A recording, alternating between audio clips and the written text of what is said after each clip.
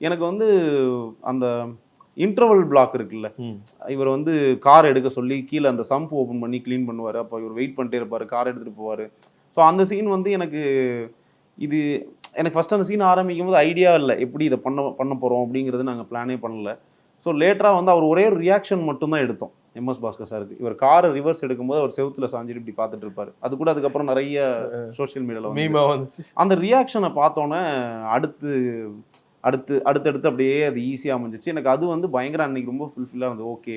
ஏன்னா அந்த interval black வந்து அது ரொம்ப இதாவும் ஆயிடக்கூடாது. ரொம்ப ரொம்ப டிராமாவா, சினிமாட்டிக்கா ஆயிடக்கூடாது ஓகே. அப்படிங்கிறதுல இருந்தேன்.